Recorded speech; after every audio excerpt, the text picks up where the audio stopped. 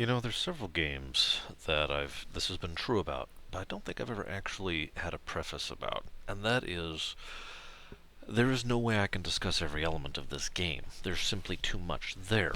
You know, there's too much to talk about. I think the only other game I've ever actually said that about is Final Fantasy VI, a game that I could keep talking about for a great deal longer if I was really allowed to. This is another one of those games, Assassin's Creed 2. While 1 certainly wasn't no slouch in the complexity department, 2 blows it completely out of the water, especially from a storytelling perspective. So, just because I don't mention something doesn't mean I'm not I haven't acknowledged it or don't agree with it or have no opinion about it. It's just because I would like this video to not be 22 hours long. Now, as I've laid down as this rule, I'm going to lay this stipulation here. No spoilers, okay? For any of you who want to discuss this video within the comment section, please do not put spoilers within it. I will put a link on the forum if you want to discuss this in a spoilery environment. Also, this video will contain spoilers. There is no way for me to discuss this without doing so. I will, as usual, try to do so towards the end of the video, so if you want to hear me discuss about the gameplay and mechanics first, you may do so, and then cut it off before I give my little, countdown warning that I will do. Now that we've got the boilerplates out of the way. Assassin's Creed 2 was a very strange game to go into for me. As I've said before, I was playing it on the PC. This turned out to be more of a problem than it sounded like, because, for example, hang on, where's a piece of paper here? I really want to get a visual representation of this. Let me pull up the camera so I can see what I'm doing. Assuming I have a pen handy, which I might not. Oh, no, there's one. And then he had a pen, and he used it to write stuff. Okay, I shouldn't do that. My throat isn't quite better yet. Alright. Okay, here we go, right? Can you see that? Yeah, okay. Let's just do... I don't remember the specific symbols, so you'll have to forgive me.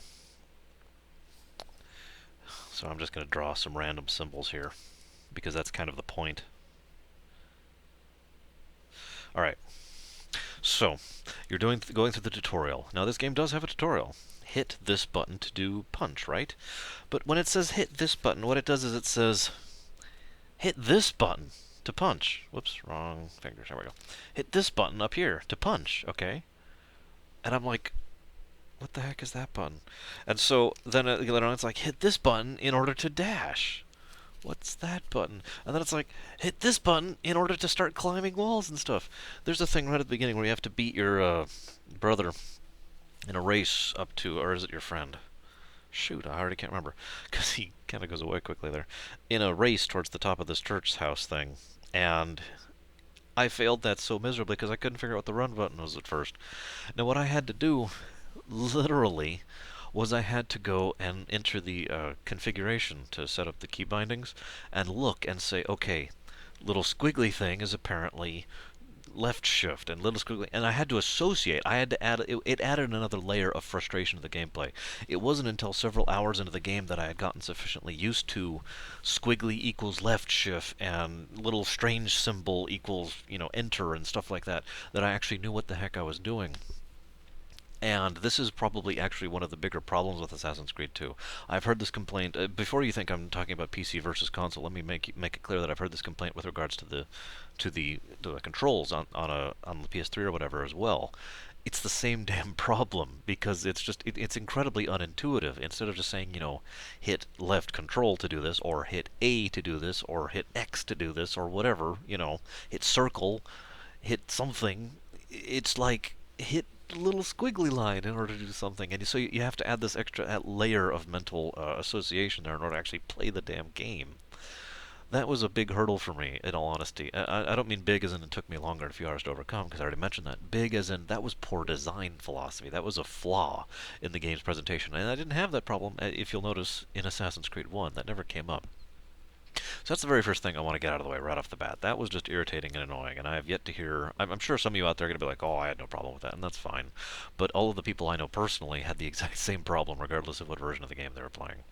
And admittedly, when you go back to Assassin's Creed 2 after having played Brotherhood, or more importantly, Revelations, the differences in the age of the game do tend to be apparent. It's just the same concept that tends to happen in general when a game improves its interface over time. The Kingdom Hearts series will have this exact same commentary when I get over to it.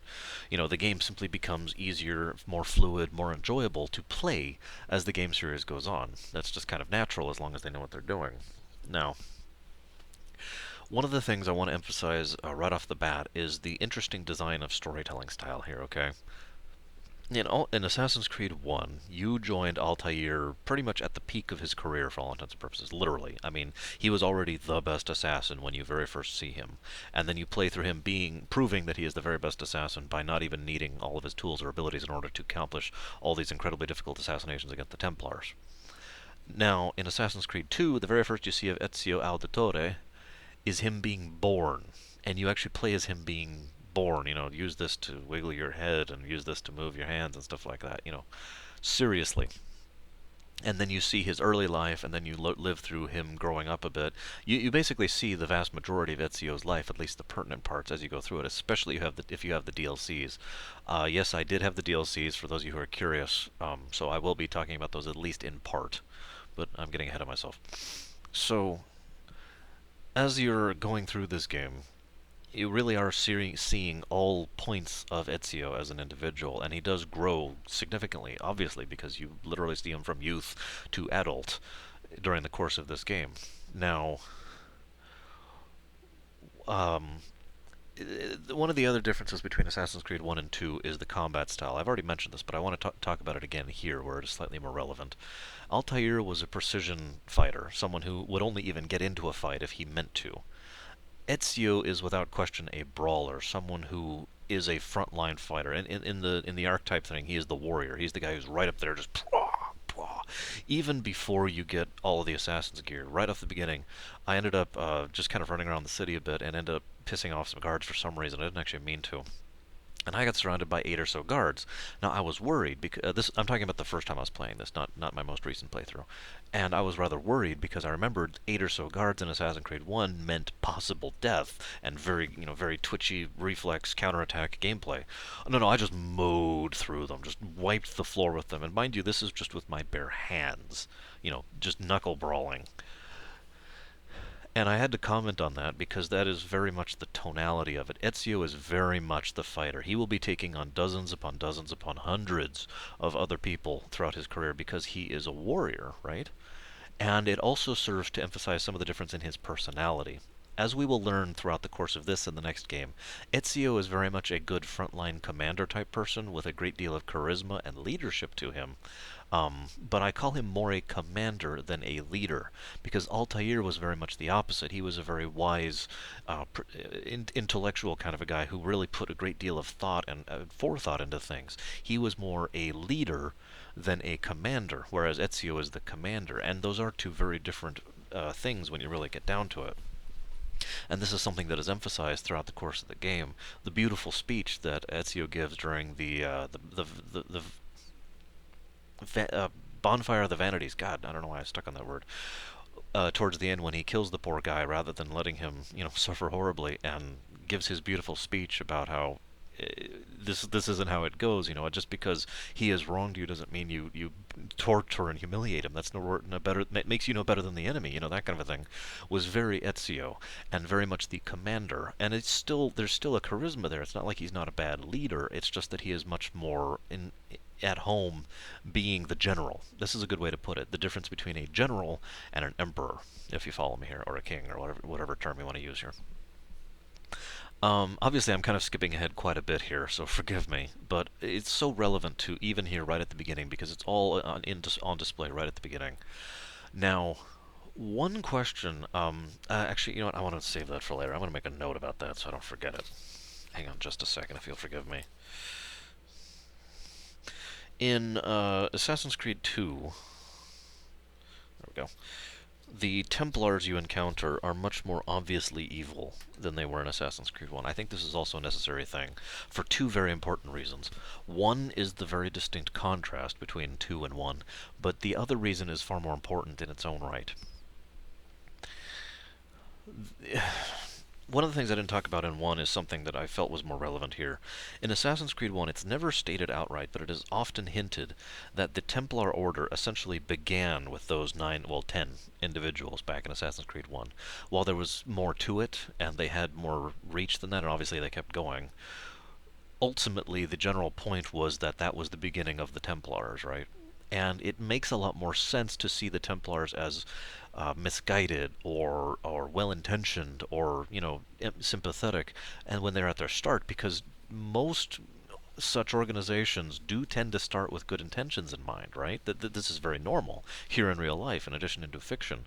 When we fast forward many, many years to the point where we're at the Italian Renaissance, basically, I forget the actual year, 1460 something, I want to say. I don't remember. The Assassin's Creed 2 covers several years during the course of its game, obviously, since you see most of Ezio's life. But the point is that as you're going through that, it makes much more sense that the Templars are now have basically become a shadow, a shell of what they once were. That now, rather than being about trying to take care of things or trying to determine a new order to things or trying to remove, the yoke of whatever upon the world, that now they're just basically out for the power. Indeed, the major plotline, spoiler alert, this isn't really a spoiler, so I don't feel bad about raising this, is that the main villain wants to become the Pope and use his position of power in order to basically rule over whatever he looks at. There's no world dominating goal there, except for the fact that there still is. It's very provincial in its approach. And speaking as a writer, it's a very different type of villain between what someone who is trying to, ascend or obtain some incredible power or to, strike out and do impossible things, or someone who simply will use such means, but those are just means to him in order to accomplish his end, which is much more mundane. I like to call this a provincial villain because that's basically where it's at. He wants to own, he wants to command, he wants to lead, he wants to rule. I'm sorry, he doesn't want to lead. He does want to rule, though. He wants to be the guy on top of things who is just, and that is very much the main villain of this thing. And so many of the people working with and under him have the same basic goals. It's also very political. I'm not saying this is a bad thing, quite the contrary. I think it's one of the biggest strengths of the game and the game's story is that it is so much more political than in the original, and the villains are so much more clearly villains and frankly so much more mundane. The Templars in Assassin's Creed had a rather long-reaching plan, all things considered, which I won't talk about here in detail. But the ones in Assassin's Creed 2 are basically just out to take over, and not take over to change things, take over so that they're on top, so that they get to enjoy the fruits of being on top. That's the goal. And this is also something to be kept in mind. Which end is the ends they are using the means to approach does matter.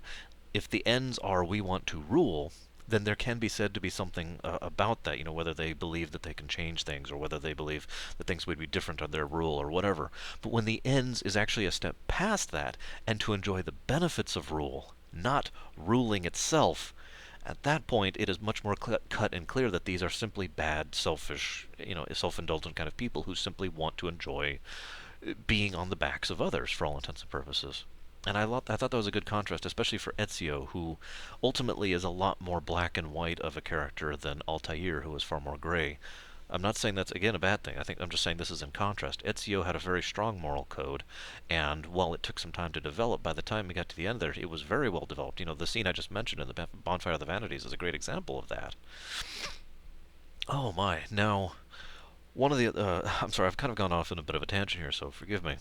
Let's go back to gameplay a little bit more. Assassin's Creed 2 had a lot of little side quests in it, most of which I actually enjoyed a lot more than the ones in 1, especially since most of them had a point. For example, you could find these design schematics that could get you upgrades or abilities or whatever from Leonardo, which were awesome. You could also get little pieces of scrap paper that you could put up on a wall in order to... It's pages from Altair's journal, basically. And not only does each page contain really awesome stuff and very interesting stuff, can also give schematics for Leonardo, but when you put them all together, it reveals this map. That's one of the big goals of the game, actually, is to get this map so they can figure out where the staff is. And I really enjoyed hunting down and searching those out. I also enjoyed the feather minigame. One of the reasons I enjoyed the feather minigame is most of those had to do with once you know where the feather is, that's the hard part. Once you know where it is, the enjoyable part is figuring out how to get out there and get it, which is usually just kind of a okay, and then whoa, grab it, that kind of a thing, which I enjoyed, and it also had a bit of a purpose to it, and it was never actually boring to me. It never actually got dull to me, no matter no matter how many feathers I ended up getting. Um, I do freely admit that towards the end there, I did have to use a guide because I wasn't sure what I was missing, and that took some time, admittedly, but I still enjoyed it. And that goes back to my, collection side quest with a purpose, 90% mentality that I was talking about in my last video. One of the other things I really enjoyed about Assassin's Creed 2 was the climbing puzzles. I mentioned these back in Assassin's Creed 1, but in Assassin's Creed 1, it's generally just kind of rather plain, for lack of a better term. Go up here and go up here and go up here and then enjoy the view. In Assassin's Creed 2, they were much more varied. There were several that were actually complicated, where you had to go into the buildings and then go around the buildings and go into this certain path in the building, and you can only do it if you had this certain item or something like that. There were several climbing puzzles, for lack of better term, in Assassin's Creed 2 that were much more complicated than they had been previously, and I actually rather enjoyed that. I enjoyed, hopping up there and getting all the little eagle eye viewpoints, especially because the game had undergone a rather significant graphics upgrade in Assassin's Creed 2, and so again, every single one of these is absolutely gorgeous and varied. Now, here's another thing I want to talk about. Assassin's Creed 1 essentially occurred within the same general vicinity, all around the kingdom, but Assassin's Creed 2 goes all over the place, basically. You start in Florence, I believe, as well, obviously. But then you go out to the countryside and go to other towns whose names I can't think of. But there's this port area, and then there's this like fortress with farmland in the vicinity, and then there's the actual city, a very Romanesque Italian city and stuff like that. All these places were very varied and very diverse, and so it made all these climbing puzzles all the more enjoyable because when I got to the top, I got to enjoy different scenery each time, and each time it looked fantastic. I also really enjoyed their approach to travel. I mentioned in Assassin's Creed 1, one of my biggest problems was the fact that every single time you had to go down the mountain and then on the horse and then ride across 7 billion years of terrain in order to get to your new destination. Once I got to the city, I was great with it. In 2, obviously there's a fast travel option, so that's nice. But more importantly, most of the areas you're traveling in are more interesting, for lack of a better term. There's more to do in them. There's more happening in them. There's more variety in the terrain. I've already mentioned this, that kind of a thing. So it came across much more enjoyable overall. It made the transit part enjoyable as well as the destination. And now this is something that I want to talk about in brief here because that is something that's very important that some video games tend to forget. If you make an open world, you have to make the commute interesting in some manner, some way, or some fashion. Otherwise, all you're doing is basically making it a commute. It's just like driving to work every day. There's nothing very interesting about that. And several games have done that in several different ways. Probably my favorite game to date that has ever gotten around that problem is Just Cause 2. For those of you who haven't played it, I actually really strongly recommend it. If you're interested in a story, don't even bother. But as far as sandbox open world gameplay, that's about as open as it gets without getting to say a Morrowind. Which is funny given how much older a game Morrowind is. But moving along, my point is in Just Cause 2, the number of ways you had to get around were a lot. You had a lot of different methods of transit, from running to doing the hook zipping along thing, toward doing the hook catapult thing with the parachute, towards taking over someone's car, towards hopping on the back of the car and surfing on it, towards taking over a nearby plane, towards encouraging people to fight you so you could get a helicopter. I'm not even going all of them. There are several options to get around, and it was enjoyable to zip around in that game. In Assassin's Creed 2, they do a similar kind of approach. They do shrink the world a bit overall so that your overall transit is smaller, good move, and they make it so that there's more in between point A and B so that when you are traveling about, you have more to do.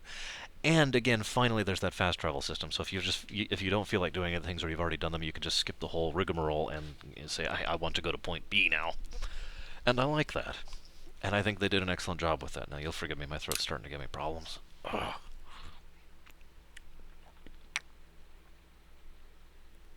Oh, dear God. Now, one of the other things about the gameplay I want to really talk about is the jumping puzzles.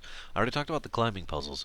Every now and again, there would be an area that had a little side section kind of thing, and you can go through all of them in order to basically unlock a side dungeon, which is awesome, I might add.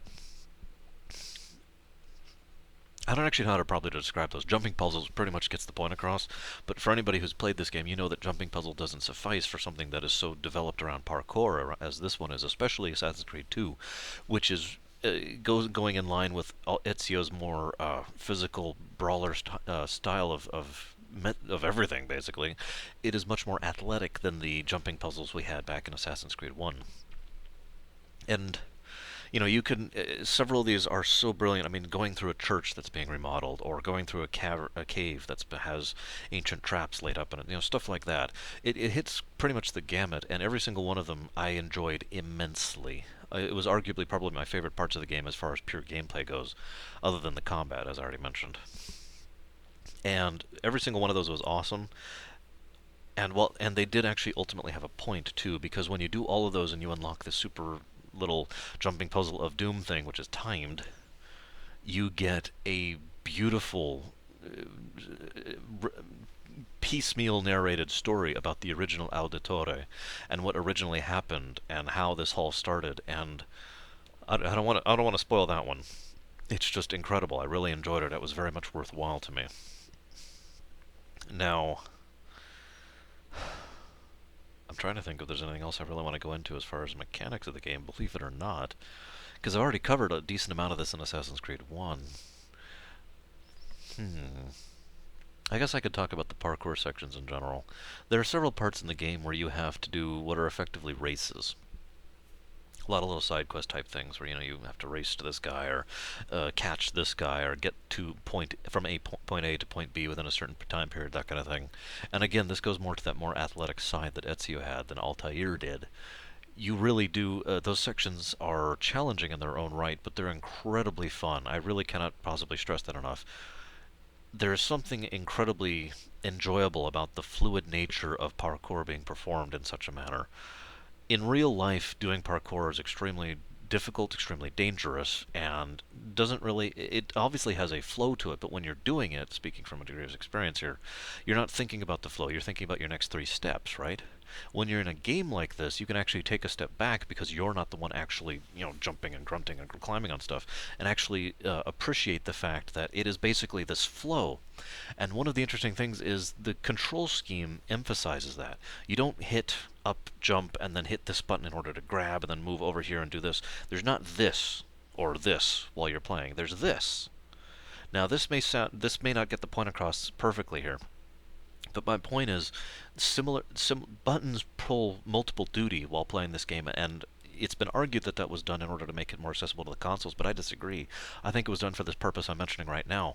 The same button being dash and climb, or grab or whatnot, or swing or fling, it makes perfect sense because it means that in overall, while you're playing, even though it seems simpler, there's this feeling of the current of the river, if that makes any sense. That fluid thing where you're just doing this. That really brings out the enjoyable nature of these parkour sections where you're just. But as you're watching it doing that, you're still just doing this. You, the player, are doing this. There's very little. You're nudging and you're carefully. You're controlling the flow, but the flow itself is going on its own. Does that make any sense? I know some people, at least one person I know personally, didn't like that. Would have preferred to have, 5 or 6 buttons instead of the 3 or 4, or 2 or 3, as the case may be. But I personally did think it was, again, in service of the game. I think it emphasized how enjoyable it could be and made it rather fun for all intents and purposes. Now, ironically, I think that is it. So here's your big warning. I'm going to start talking about story and characters here. 3, 2, 1. Ironically, I don't want to talk about this in depth, and the main reason is the point I made right at the beginning. Because doing so would take an extremely long period of time. This game covers so much ground and so many details that I could not possibly go over all of them. So I'm going to go talk about that very fact in a nutshell. That is one of the main points of Assassin's Creed 2. While Assassin's Creed 1, there was always this threat in the background of you being pushed to find this apple, because you were in Abstergo and you were in their animus, and so you were a prisoner, literally. And they were like, get on it because we're evil bastards. In 2, there's a much more feeling of openness, and that's one of the reasons why you tend to enjoy so much of Ezio's story, basically from child to adult, is because you have that freedom of time now, and that is one of the things that has gotten across in the storytelling style, even though it's never actually said outright, if you follow me.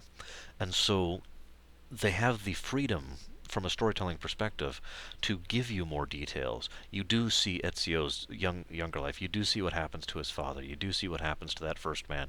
You do see what happens next. All of these different things. The man who arranged for the death of your father, for example, you actually learn about his backstory and some of the thing that goes into his whys and wherefores he went through that horrible act. And you do learn about the politics of what's going on with the Countess and her lands and what's going on with the other place. There are so many different details. I'm not going to go over them because I couldn't possibly do so. And as you go through this game, you meet more and more and more and more and more people. And there's this beautiful moment when you actually fail to get Rodrigo Borgias, the Pope guy. Rodrigo. That's a hard name for me to say for some reason. Roger. And you fail to get him, but in the process, everyone, all the people you've been meeting throughout the whole game, and certain bits and pieces comes together and reveals that they've all been basically trying to take care of you this whole time, partially for your father's sake, and they decide to reveal to you the Assassin's Creed for the first time. This is quite a ways into the game, by the way, when the Assassin's Creed becomes relevant, but that's the freedom they had in order to do this. I will also mention that Assassin's Creed 1, 2, and arguably Brotherhood are the 3 games that had the most to do with the Creed itself. This is an artifact that several games tend to have a problem with. When you've named a series something, any given sequels kind of have to have that name attached, because that's what people recognize as a part of that franchise, right? The Star Trek franchise, the Final Fantasy franchise, right? The Assassin's Creed franchise ultimately, in my opinion at least, has drifted further and further away from the Creed and the Assassin's Creed actually being relevant. In the first game, it was directly relevant. It was, in fact, a common fixture and one of the major plot points. In the second game, it is brought up a few times and helps to serve as a way to guide Ezio's mindset. In Brotherhood and Revelations, it's never actually really mentioned so much as it is kind of a thing in the background that has to do with some of the reasons why you're doing things. And you get my general point. And I've talked to a friend of mine about this who's played 3, and he mentions that they've drifted even further away from the Creed in 3. Now that is fine in its own right. It's just interesting because certain other series, you could tell that they had things a bit more planned out in the long term. Assassin's Creed certainly had the first 2 games plotted pretty solidly. Assassin's Creed 1 and 2 both flow very directly, very cleanly, very clearly, and were both very clearly designed in opposition to each other. Yes, obviously there was some stuff made up on the fly. That's always true. But the further the series goes, the more it becomes clear that they didn't plan the whole thing out, except for a framework. By contrast, another series I could name, the Kingdom Hearts series, and I am not saying the Kingdom Hearts is superior. Let's make this clear. But Kingdom Hearts was planned out far further in advance than Assassin's Creed was, and they have been filling it out as they go. It's one of the reasons why I really hope that series doesn't get the axe with everything that's been going on with Square Enix lately, is because, yeah, I would like to see that come to fruition.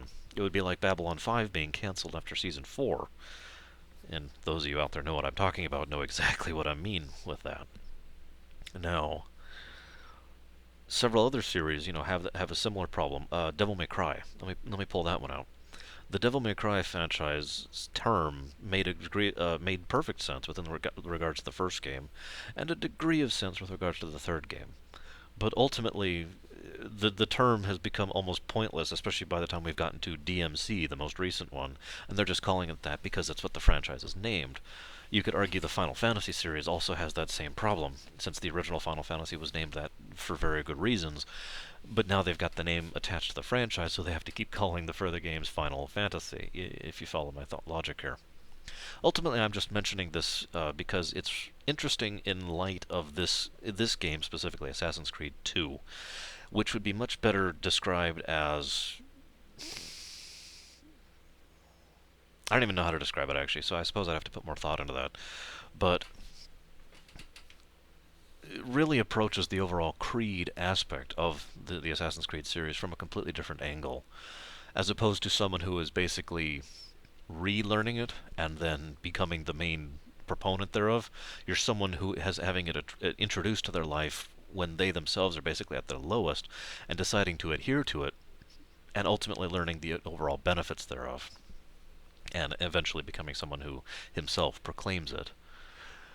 Now, one of the other things I really enjoy about Assassin's Creed 2's story is the fact that as you're going through it, it's very clear that while Ezio is without question the main character, and I'm not saying anything to the otherwise, most of the side characters are sufficiently fleshed out to feel like characters rather than caricatures. While we don't even learn that much with regard to specifics about several of them, we do learn a sufficient amount in order to actually get an idea of who they are, what they are, where, and it's that framework thing I've talked about before, where you give bits and pieces, the minimalist style, where you give bits and pieces so that you, the viewer, fill out the rest. They do this with just about every other character in the game, including Rodrigo himself. We actually learn a fairly large amount about our villain, despite the fact that we only encounter him a relative handful of times. And I think it is such a shame that Cesare, actually ended up taking over as the villain in Brotherhood, as opposed to Rodrigo, because I found Rodrigo to be a much more interesting character and a much more in-depth character, a villain I actually enjoyed, as opposed to Cesare, who I just wanted to rip his hair out and beat him to death with it every time I saw him. But I won't. I don't want to get too much into that one. That's more of a Brotherhood discussion. One of the other things I really want to talk about here. This is going to be a short video now that I think about it, because there's just so much detail that I don't even know where to go into it. Hmm. Okay, let's talk about the gang of the Scooby Gang. Okay, for those of you who don't know what I'm referencing, when you are rescued by Fish Lips, I can't think of her name, um, from Abstergo, she was in one as well. You meet a small little team of other people who are also working with or are assassins, depending on how you define that. And believe it or not, I actually rather like those characters, and I enjoy their interactions one with another. And you have the occasional, unlike Assassin's Creed 1, where the breaks from the Altair story were fairly frequent, in 2, they're much more infrequent. It's usually whenever you jump forward several years that you actually have a break and actually get to pop out and do something. And you start to find out that the bleeding effect is affecting you more, which is also a major plot element and will become more relevant later.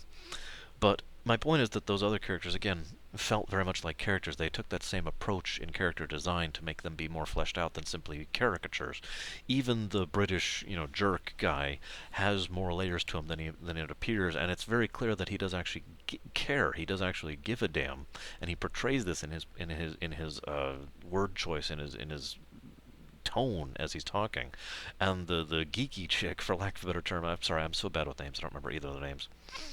Um, you could see the general enthusiasm with her, but you could also see that that's something of a front, because you can get this impression from her that she is in something that is beyond her comprehension, and she knows this. She knows she's in over her head, and all she can think to do is just kind of plow forward, because she has no idea how bad things really are.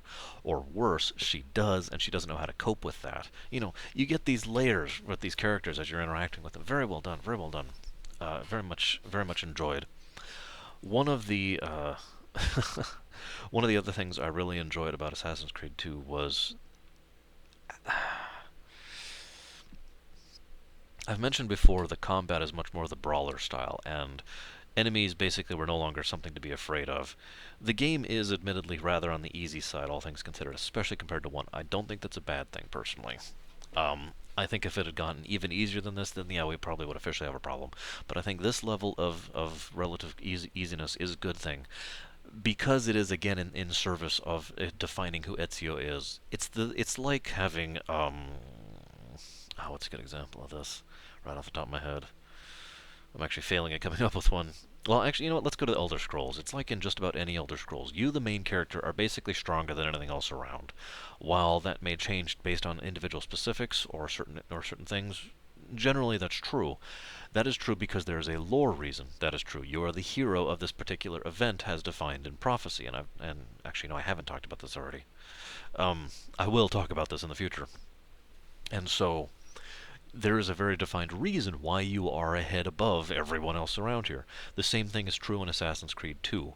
You are mowing down guards by the dozens and having no difficulty with anything you're finding because you are simply better than all of them. There is a reason that so many of these members of the Assassin's Order, including Machiavelli himself, all wanted to get you in on their side was because they knew your potential was so great that it had the potential to change the course of the war pretty much long term.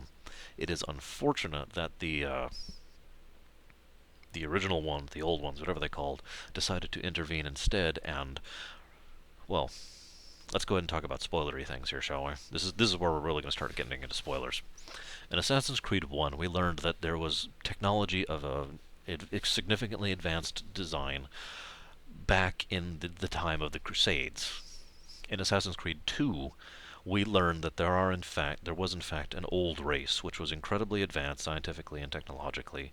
Something happened to them, and their human pets, slaves basically, rebelled, and there was a mixing between humans and the old ones, and that's basically where the bloodline of the assassins comes from. Now, that's pretty much the big twist in Assassin's Creed 2. But there's also a second layer to that, and I'm going to discuss this in a little bit here. But one of the things I find interesting is that that is technically the main story of the entire Assassin's Creed series, right? The old ones and the event I'm about to mention. It is interesting because the whole war between the Assassins and the Templars that's waged forever probably could have ended in Ezio's time if he had been allowed to do so properly rather than basically made to be a servant of the old ones and to service their whims for the future. And yet, it could be argued that if he didn't do that, the future would be equally screwed. It's an interesting situation. Now, here's the event I was going to mention. In Assassin's Creed 1, we received several hints that they were working on something big, something about a satellite control system. The whole reason they wanted the Apple was they wanted to launch the satellite and basically take control of the whole planet, right? It was their end game. Now, this is emphasized over and over, but we keep hearing references to the dates and the times and 2012. One of the reasons that's really brought up so heavily is because in retrospect we can understand why all of that was so significant, because there's going to be a specific type of solar flare which would potentially wipe out all life, or at least most life on the planet again. And the again is the important part here. We learned that the old ones were basically had this exact same problem. Only a few of them survived in very strange formats, and very few of the humans survived, and they had to start civilization all over again, basically. That's why they had to start all over again. That's why there's only relics and remnants of this advanced technology lying around. Now, it is also hinted heavily in 2 that Abstergo's devices and plots will be a part of that, because we do know that the old ones do have some degree of future sight, or future seeing, or prediction, or whatever you want to call it, because one of the things that happens is Ezio, back in the 1400s, goes into this dome, and the woman there, Minerva, I believe, talks to him, or rather talks to Desmond through him, knowing that Desmond will look into Ezio's memories. Now, Ezio has no idea what's going on, but that's kind of the point. Ezio is being used completely as a tool by the old ones for their own purposes, because they want to deal with this whole 2012 issue, and ironically, they want to deal with it in 2 different ways, but we'll get to that later. So the general point here is, while that is certainly a very strong plot point and very significantly relevant to the story, it does make me wonder what would happen if they hadn't done anything to interfere, because it is debatable as to whether or not that would be a good or a bad thing. I mean, obviously, the 2012 disaster would cause serious ramifications and cause serious issues, but at the same time, it is debatable as to whether or not the world would be in a better place to defend it if the Templars had not screwed everything up so badly for centuries, destroying half the concepts of innovation and progress simply in the interest of staying on top. I mentioned this earlier. Rodrigo doesn't want to rule, he wants to have the benefits of rule. And the Templars in general keep showing this mindset. One of the things they mention is Gerald Ford, inventor of the vehicle, basically, the car, um, uses uses the apple or whatever it is he'd been given just in order to convince people that he'd given them a raise when he hadn't. Now, if that isn't abuse of power, I don't know what is. That is so clear cut and so petty when it comes down to it. But that mentality shows exactly where the Templars are. really. And that's what Assassin's Creed 2 really does. I mentioned all this before with regard to Ezio's story, but one of the things that happens is as we go through this game, we keep seeing these little side sequences and we start seeing this Subject 16 thing, played by Leonardo. Not Leonardo da Vinci, Leonardo the Teenage Turtle, Teenage Mutant Ninja Turtle. Um, he was also, I think he was also going around going Snake a lot. But anyways, any of you, if you would get both of those references, you're awesome. Um, he is his story is complicated, and I don't want to get into the too bad, but basically he was someone who's pushed too hard, and he left remnants of his personality as an AI within the Animus, which got transferred over when they took bits of it in order from Abstergo in order to use in their own personal Animus. Okay, you with me? Now, as you're going through this, you learn bits and pieces about history in general. And this is where the team who made Assassin's Creed 2 really shows their chops, because every single thing they show is actual history, just modified slightly.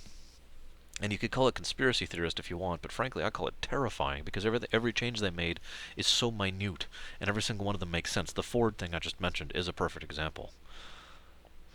And it really serves to flesh out just how bad our world has become. Every single one of these things, we never see outside the doors of where the Animus is, except when we get to Brotherhood. We don't see jack about getting out into the world. What we do learn is how bad our world is by looking at our own history here in real life through a different lens. And we see just how absolutely, completely, nightmarishly screwed that world really is. And what's funny is, towards the end, you start to see bits and pieces of the Templars talking with each other and notes and stuff like that, where they themselves admit that their own system that they developed so long ago in order to keep everything and everyone under their control is failing. It's reaching a point where it's going to reach critical mass, basically, which is logical, which is correct. That is what would happen if someone tried that. Ironically, I also had a very similar, much less complicated plot in one of my D&D games recently, for those of you who've been watching that, with Vilcus Goldtongue. His scheme worked and would have continued to work if not for the intervention of the player characters. The catch here is that kind of what he was trying to do is the same thing that the Templars were doing, creating a system which ensures that the only people who have power are the people who he specifically selects to have it, because that's how the system works. But that will never last long term, because that thing by its nature has to be propelled forward. It has to have a continuous resource glut, basically. And when it gets to a certain point, it will start to self-destruct. It will reach critical mass, and people will stop putting up with it. People in general can only be pushed so far. And once you push people, and again, this is in general, there are exceptions of extremes, both one way or the other, but when you won't push people to a certain point, they simply won't take it anymore and they'll start pushing back. And that's one of the other things that makes this so terrifying, is that's why they're pushing for this whole Apple satellite take mind control of the whole world thing, is because they believe that's basically their only choice going forward.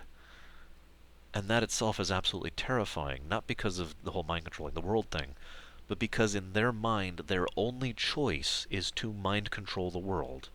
The only possible option for them is to keep going with the whole we need to be on top of everyone else thing, that it doesn't even occur to them to possibly try and find another way or try to work into some other matter. No, these people are so gone within their own selfish concerns that they think it is worth damning the entire planet, more or less literally, just to make sure that they keep staying on top of their little section of it.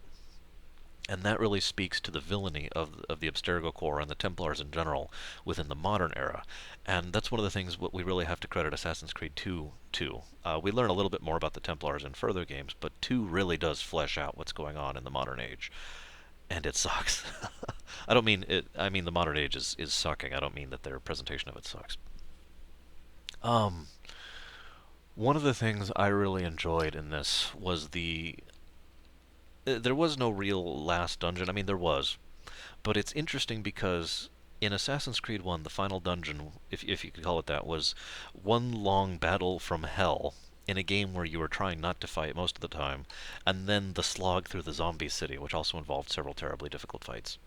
In Assassin's Creed 2, you find yourself sneaking into the Vatican and trying very hard not to get into fights. in the game where combat is one of the bigger elements, where Ezio is much more of a fighter. You see where I'm going with here, the yin and the yang of these two being in contrast to each other.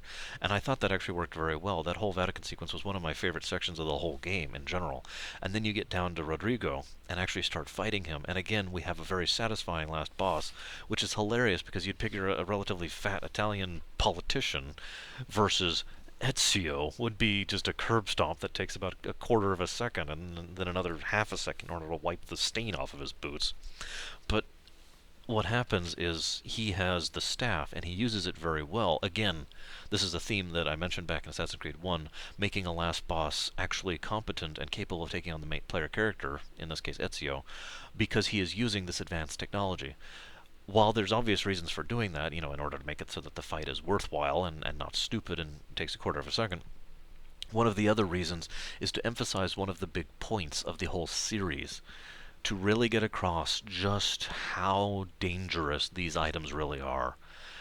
I mean, obviously you can just kind of say that, but doing this shows us directly and personally. This guy has one or two, I forget if he had an apple as well, of the artifacts. That's all he's got. Tools, he's got a couple of tools, trinkets from this ancient civilization, and he's using them in order to equalize out who is arguably the greatest combatant of the known era. And it just emphasizes that point of just how much anybody who has these tools could do if they used them properly, if they used them intelligently. And it really got the point across why we could not let Rodrigo keep it, why we had to stop him, especially given his mentality. Now, I mentioned earlier I like him as a villain, and one of the reasons I like him most of all is his approach to Ezio basically from this point onwards. Ezio beats him, and Rodrigo actually starts ranting at him, and you get this impression that Rodrigo actually did believe he was the prophet, or prophesized one, or whatever they actually call him, the chosen one. He actually did think that it was his place, and while everything I mentioned before about him just being provincial, it certainly is in place as well. You get the impression that there is something behind all that. We never actually get to see it personally. We never actually get to learn the specifics before he actually dies in the next game. Spoiler alert. But that's not really a spoiler. That's why I went ahead and tossed that out. So we never actually get to flesh that out more. But we also get that impression that there was a degree of dementia behind his intellect, behind his aims, and what we have from this point on, and we only see him like twice ever after this point, is basically a broken man, someone who is just going through the motions at this point. And I thought that was absolutely fascinating, and it's one of the reasons why I am actually okay, believe it or not, with Ezio not killing Rodrigo. After all, and you'll forgive me for saying this, from this point on, Rodrigo wasn't his villain, or wasn't his enemy, was no longer his enemy. Rodrigo knew firsthand what dealing with him meant, what dealing with Ezio meant, had seen him tear apart his organization piece by piece, crawling his way up the ladder until he had reached him and beaten him, even though he had the artifacts on his side. Rodrigo was not stupid, unlike Cesare. Again, I'll save that for later. And then we have that awesome sequence where we get the big reveal and the dunno at the end, to be continued. Very, very Assassin's Creed style there. A couple other things I would really like to touch on before I finalize this one. I'm sorry for the... one thing I actually want to mention here real quick. I've heard the comment before that the length of my videos determines quality of the game I'm talking about. I cannot begin to disagree with that more. Some games I can only talk about so long because I feel like if I go into true detail, I'm going to keep talking forever. Some games I talk about more because there is more to talk about, which is not necessarily a good thing. To give you a direct example, my Mass Effect 3 video was over 2 hours long, and while I was trying very hard to be fair in that video, ultimately that generally was a net negative in my opinion, as opposed to, I don't know, my Chrono Trigger review, which I think was only like 40 minutes, something like that, and yet I consider that to be the second best game of all time. Part of the reason is because, and I've said this before, I don't like to just say this game is awesome, this game is awesome, this game is awesome. When I'm faced with a game I really enjoy, I try very hard to talk about why I enjoy it rather than talking about me enjoying it, if you know what I mean.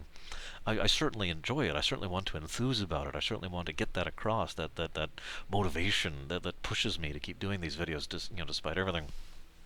But ultimately, I just want to dispel that notion that length has anything to do with anything. Length has I don't even have the timer up anymore when I do these videos. I have no idea how long this video is at this point in time. I I'm not interested. I do not want to do that. I talk until I am done, and oftentimes there's more I could say.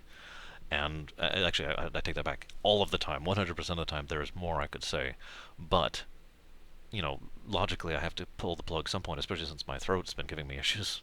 Um, yes, I know that's a common fixture of me, and it is. It has to do with an immune system problem. Anyways, I'm getting off topic a little bit. A couple more things I do want to say, in addition to everything else I've said thus far. One of the things that I really enjoyed about Assassin's Creed 2 was the DLCs. The Bonfire of the Vanities, especially, was incredibly enjoyable. And one of the reasons why was each one of them was very clearly a mission. You have assassinations within Assassin's Creed 2, and they do have some parameters, some limitations, but none have been so limited and yet done in a creative way as the Battle for Forley and the Battle of the Bonfire of the Vanities were. God, both of these events, both of these DLCs, were very s- open yet narrow. Okay, like for example, one of the missions I remember most clearly is you start off on a roof, and there are guards patrolling, and basically, if you get caught, you lose. Period. Right? You cannot get caught. You have to assassinate this guy without being seen whatsoever. There are guards everywhere. If you approach this situation in the wrong manner, you will get caught. So it's a very narrow corridor, right? You cannot get seen. That's the limitation. But there are three or four different ways that I came up with, and there's probably several more, that you can actually go through that mission. If you understand where I'm going with here. They're difficult, they are challenging, but they're challenging because they encourage you to be creative. They're breaking the mold for all intents and purposes. Everything I was talking about Ezio being the brawler and being the fighter and being the warrior, this is a time in which you are encouraged to use Ezio's skills for subtlety, for deception, for stealth, and it works extremely well. And I really, really enjoyed those missions. Arguably, probably the missions, other than that last Vatican one, that I enjoyed the most overall throughout the course of the game. The second thing I really want to talk about is I really enjoy the increased amount of tools you can use in your arsenal, and I don't mean weapons, actually. Quite the contrary. What I mean is, for example, being able to toss some gold onto the ground, or in order to distract people, or hiring the loot guys, or getting or not. I'm sorry, not the loot guys. You throw gold at the loot guys, and they get all flustered. You can also get the hire the various prostitutes within the area in order to completely distract the guards, things like that. There are several additional options that you could do to interact with the various NPCs in order to work your way through things more cleverly and more subtly if you felt like it. You didn't have to. You could still just smack, hack and slash your way through if you really felt like it because the game will allow that. But what I liked is that you really did have the choice and neither felt like it was punishing you because you were doing it wrong, if you understand me. And that's one of the things I really enjoyed about Assassin's Creed 2 in particular. Brotherhood would do this very well as well. Um, in addition to that, I have to talk about the money system. In Assassin's Creed 2, you actually have a currency, and you can use it to buy upgrades, buy certain equipments, and of course buy medical packs.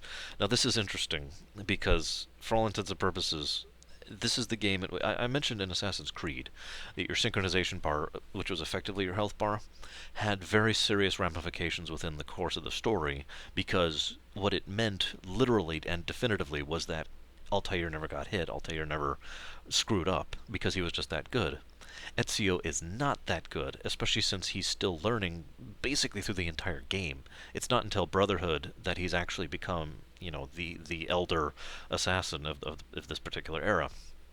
So in this case, your sync bar, your health bar, is just your health bar. You actually can get damaged, and you can actually heal it. You can see a doctor, you can take medicine, stuff like that. And so I mention that because that is, again, a very definitive change from Assassin's Creed 1, but also because it made the money have some degree of a purpose. It has been commented before that the money side game stuff was basically for its own sake, and I tend to agree. But I also have to point out that one of the things I very much enjoy is the Suikoden thing. I've mentioned this before. Building your own castle, building up your own house, customizing it, that kind of thing. I do actually enjoy that a great deal, and I liked doing that in Assassin's Creed 2. Probably my favorite of the various series with regards there too. Brotherhood had a good mechanic in its own right, and I'll talk about that later. But I enjoyed the house building side of things. I enjoyed putting the money into that, and yeah, it put money out as well. But money stopped being an issue as far as things I needed for the gameplay very quickly. It was basically a mini game for its own sake. I did it because I enjoyed it. I didn't have to. And I liked the upgrades you could purchase, the customizations, the cloaks and the increased medicine pouches, stuff like that. That was cool. I liked that. Um, I'm trying to think if there's anything else really. I suppose that is actually it. So I'm gonna go ahead and rest my poor throat, and I'm gonna go get back to playing Assassin's Creed Revelations. So I hope you all have a good night. Talk to you later. If I can ever get the mouse to work. There we go.